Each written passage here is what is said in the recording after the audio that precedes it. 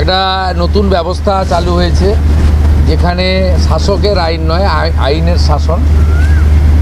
নতুন একটা বিশ্বের সর্ববৃহৎ রাজনৈতিক দল, যে দল নেশন ফার্স্ট মন্ত্রে বিশ্বাসী, তারা জনতা জনার্দনের আশীর্বাদ নিয়ে ক্ষমতা পেয়েছে। নতুন ব্যক্তিরা এমএলএ হয়েছেন, মন্ত্রী হয়েছেন, মুখ্যমন্ত্রী হয়েছেন। আমাদের ভিশন কি, আমরা কি চাইছি, কেমনভাবে রাজ্য চালাতে চাইছি, আমাদের সংকল্পপত্র কি, এটা প্রথমেই অ্যাডমিনিস্ট্রেশনের সর্বস্তরে পৌঁছে যাওয়া দরকার। সেই উদ্দেশ্য নিয়েই আমরা কিন্তু এই পরিক্রমাগুলো করছি। আপনারা এর আগে মিটিংগুলোতে দেখেছেন কত কোটি কোটি টাকা খরচ করা হয়েছে। এই কলকাতা থেকে কল্যাণী আসতে 1 ঘন্টা লাগে এখন জাতীয় সড়কের যুগে, সেখানেও হেলিকপ্টার ব্যবহার করা হয়েছে। এখানে কত রকমের খাওয়ারের ব্যবস্থা, নিশ্চয়ই সারাদিন আছে, দুপুরবেলা একটু খাবার দিতে হবে। এখানে কত গাড়ির মেলা, এখানে অফিসাররা গাড়ি শেয়ার করে এসেছেন।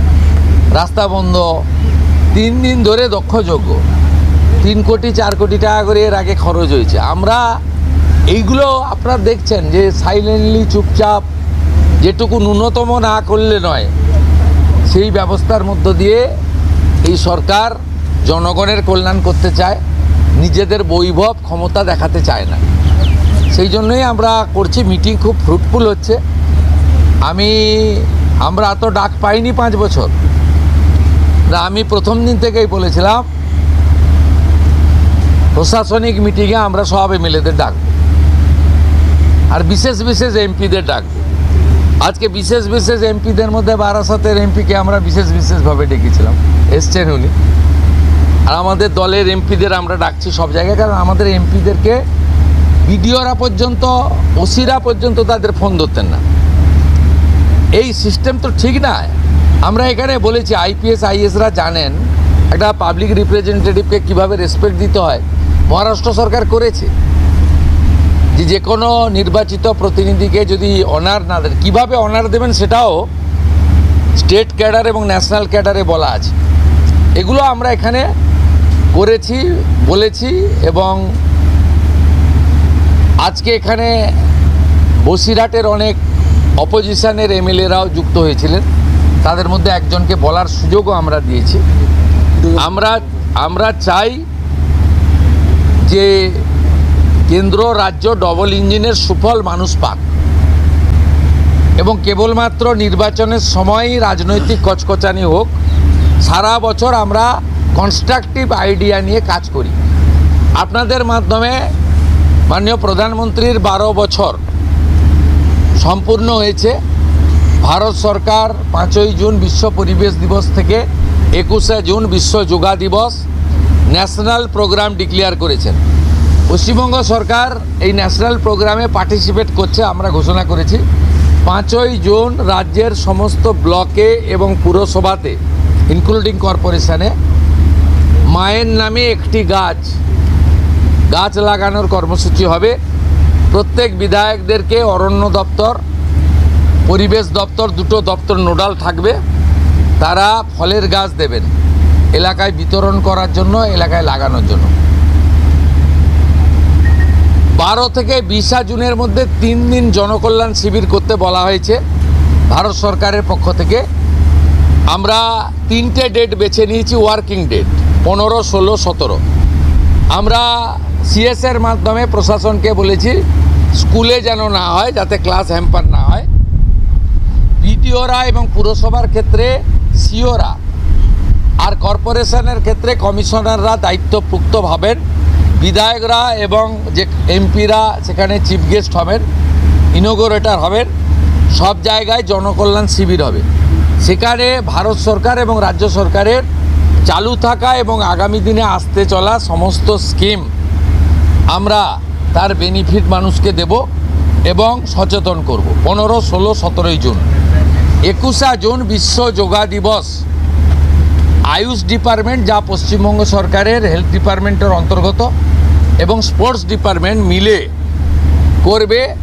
পুলিশ থেকে, স্কুল থেকে, এনসিসি থেকে, নানা এনজিও অর্গানাইজেশান, উৎসবের মতো পৃথিবীর 200টা দেশ ভারতের যোগা দিবসকে গ্রহণ করেছে।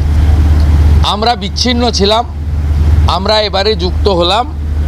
উৎসবের মতো হবে।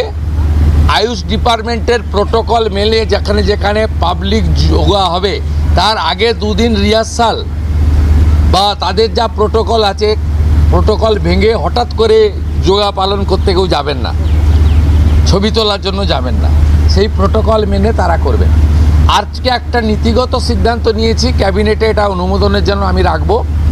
আয়ুষ দপ্তরকে আমরা হেলথ থেকে আলাদা করছি, আমরা আয়ুষ মিনিস্ট্রি আলাদা করব এবং আয়ুষের ক্ষেত্রে আমরা একজন ভালো কম্পিটেন্ট অফিসারকে দায়িত্ব দেব করে আয়ুষের যে অপরচুনিটি রয়েছে গোটা দেশে সেই অপরচুনিটিকে আমরা কাজে লাগাবো। আজকের সমন্বয় মিটিংয়ে প্রথম হচ্ছে কোঅর্ডিনেশনের কথা বলা হয়েছে, দ্বিতীয় বলা হয়েছে হেলথ সেক্টরকে প্রায়োরিটি দিতে, তৃতীয় বলা হয়েছে প্রি মনসুনের কাজকে প্রায়োরিটি দিতে, 4 বলা হয়েছে স্বাস্থ্যসাথীকে আয়ুষ্মান ভারতে কনভার্ট করা এবং লক্ষ্মীর ভাণ্ডারকে অন্নপূর্ণা যোজনায় কনভার্ট করার কাজ শুরু করা। আগামীকাল বিকেলে নবান্ন থেকে আমি এবং সংশ্লিষ্ট দপ্তরের মাননীয় মন্ত্রী, সিএস, এফএস এবং অন্য আধিকারিকদের উপস্থিতিতে অগ্নিমিত্রা পাল এবং আমি একটি ফর্ম পাবলিশ করব, যেই ফর্ম অন্নপূর্ণা যোজনায় ফিল আপ করতে হবে এবং আমরা কালকেই বিস্তারিত বলবো। কারণ এনরোলমেন্ট যখন যত তাড়াতাড়ি করবেন তত বেনিফিট আমরা দিতে পারবো।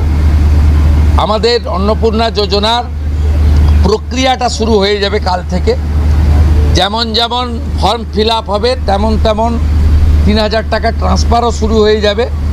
আর যতক্ষণ না 3000 টাকা ট্রান্সফার হচ্ছে, স্বাস্থ্যসাথী যেমন কন্টিনিউ রাখা হয়েছে আয়ুষ্মান ভারত কনভার্ট না হওয়া পর্যন্ত, এখানে আপনার লক্ষ্মী ভাণ্ডারকেও কন্টিনিউ করা হবে।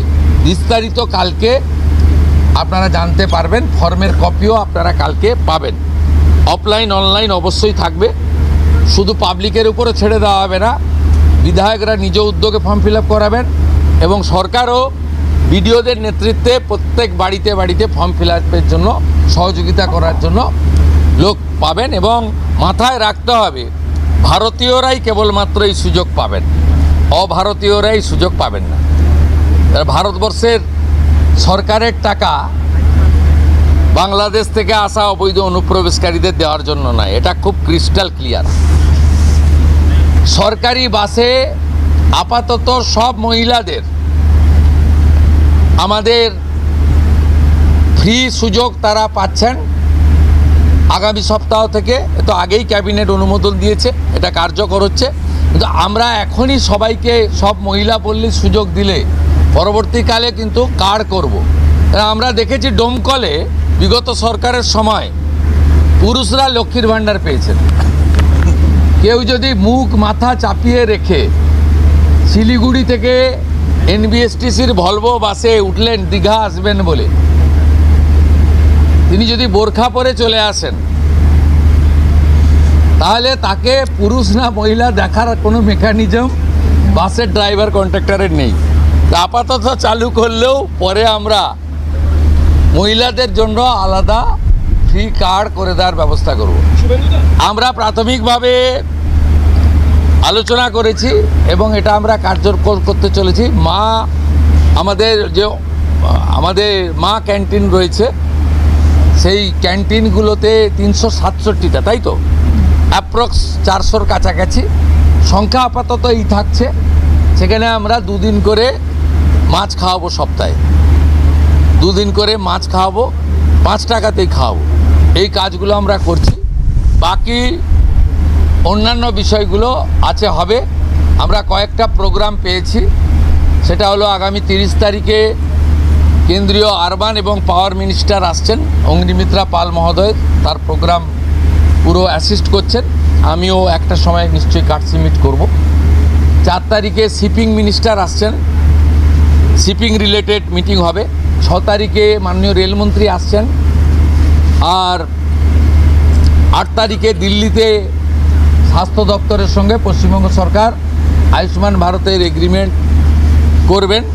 এই প্রোগ্রামগুলো আপনাদের মাধ্যমে আমরা জানাতে চাই। আমাদের সরকার, আপনাদের সরকার আগামী সপ্তাহ থেকে মুখ্যমন্ত্রীকে বন্ধ হয়ে যাচ্ছে, তার জায়গায় আমরা নাম দিচ্ছি আপনার সরকারকে বলুন। আর পুরনো যে নাম্বার ছিল ও নাম্বারেরও বদল আসছে।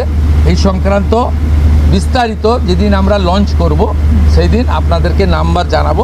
নামটা আমি আজকেই জানিয়ে দিলাম, আপনার সরকারকে বলুন। মাননীয় রাজ্যসভার সাংসদ শ্রমিক ভট্টাচার্য মহোদয়কে নাম ঠিক করার জন্য সরকার পরামর্শ চেয়েছিল, তিনি এই নামটা ঠিক করেছেন। মুখ্যমন্ত্রী হিসেবে আমি সেই নামটা গ্রহণ করেছি। आज सुबह से देखा जा रहा है बहुत सारे लोग जो है हाकिमपुर बॉर्डर, बहुत सारे बॉर्डर पे जमा हो रहे हैं, वो बॉर्डर क्रॉस करना चाह रहे हैं। क्या ये जो ऑर्डर आपने किया था, स्टेट गवर्नमेंट ने किया था, होल्डिंग सेंटर हर एक डिस्ट्रिक्ट में होना चाहिए, उसके बाद डर के मारे जो है लोग बॉर्डर क्रॉस करना चाह रहे ये हैं। एग्जिस्टिंग फॉरेनर्स एक्ट है, कोई नया कानून नहीं है। और ये लोग चला जाना चाहिए।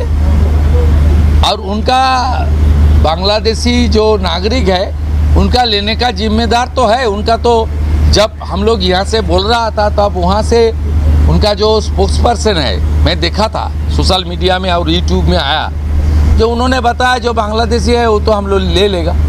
ये सब बांग्लादेशी है, उसको ले लेना चाहिए। लेकिन ये लोग को, पुलिस को हम लोग बता दिया जेल में भेजने का ज़रूरत नहीं है। देश के रुपया में खाना खाएगा, कपड़ा देगा, मेडिसिन देगा। एक दामाद है ये लोग। जल्दी जल्दी भागो, जल्दी जल्दी भागो, नहीं तो जो करना है सरकार करेगा।